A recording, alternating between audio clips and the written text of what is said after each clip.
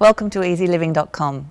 I'm Jan Herdman, and in the studio today we have two milliners from Melbourne in Australia, Marilena Romeo and Liza Georgia. Welcome, ladies. Thank you.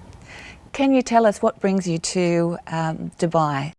We've been lucky and privileged to be invited by Bergerman for the International Millinery Exhibition, which is done yearly. Okay, so and this is invitation only, is it? That's right. And they source the top milliners from around the world that are lucky enough to be selected to participate in their exhibition. Fantastic. Well, that's a feather in your cap, isn't it? Absolutely. No pun intended. So how many are invited? 7 this year. Wow, excellent. All right, so on the topic of hats at the races, so why do women wear hats to the races, Marilena? Well, it's part of tradition, and a lot of women love wearing hats, whether it's a small hat or a large hat, and it complements their outfit as well. Well, I notice here that you have small hats. Liza, the trends, are they towards a smaller hat rather than the wider brimmed hat? It's a combination of a lot of things, but more people tend to wear the little pieces in Melbourne, and that's what we've brought to to display. Is that because the bigger hats get in the way, you know, when you're doing the welcome? Sometimes they do, actually, but I think you have to be a certain type of person to wear a larger hat. Yes. People are steering towards more the cocktail pieces, as you see in front of you, which is great, or the smaller pieces. And I think also that it's easy to store. You can wear it in so many different ways as well. Yes. Okay. And on that, the smaller hats, do they go with a particular style of dress, like a cocktail dress or a suit, or it doesn't matter? It doesn't matter. Really? And they're a lot of fun as well. Well, they certainly look interesting, and I'm looking at this little one here with the berries on it, and that looks a lot of fun. It is. It's actually quite interesting. Yes. And what's it made of? I mean, what are the swirls and things made of? Is it silk or? The fabric which is used on the base is a French straw cloth, which is a vintage fabric, and the structured sort of trim is from ginseng, which is from a tree. Exactly, yeah, it comes from a tree.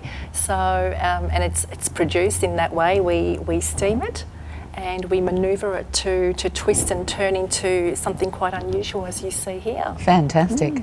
So there's flowers, there's feathers, there's fruit, there's a little bit of everything there. That's right, and there's also nice veiling as well. Yes. That's quite popular this year. A lot of the ladies love to have a bit of veiling across their face. It's quite mysterious. Mystique. Exactly. So Liza, what are the trends in the hats to the races these days? I'm looking at these ones and they're all quite small. Is that the way the fashion is going? It has been progressing towards that way, and especially the cocktail pieces, which we have brought to showcase. Yes, lovely. And so I can see here there's fruit on there, there's flowers on there, there's feathers. Marilena, just explain to us what's going on here. There is a little bit of everything, which is nice. We normally do that, don't we? Yes.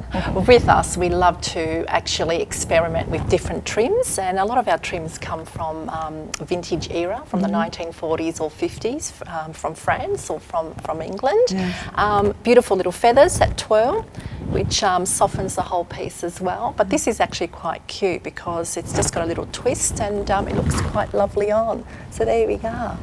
Very cute. Great. Yes, very cute. But we love to experiment with different styles and using different techniques as well. So these are all handmade, are they? They are. They're all handmade. We don't use any machinery at all. So these are our tools. Goodness me. And it's a labour of love. We really love them. Just how long would it take you to make a hat? That's a very good question. It actually ranges from about, say, 5 hours to about a week. It all depends on how much work is involved, as well as dyeing. So we dye all our fabrics and straws as well. Wow, that's fascinating. Is that how a fascinator comes into being? True, yes. Sorry, bad pun. Well, ladies, that was really, really exciting. I would certainly like to try one of these hats on, and perhaps you can show us how to do that. So thanks again, and thank you for joining us. If you have any comments or suggestions, then please leave them below, and stay tuned because we will be showing you how to actually wear these hats. And this is Jan Herdman on eZeLiving.com. See you next time.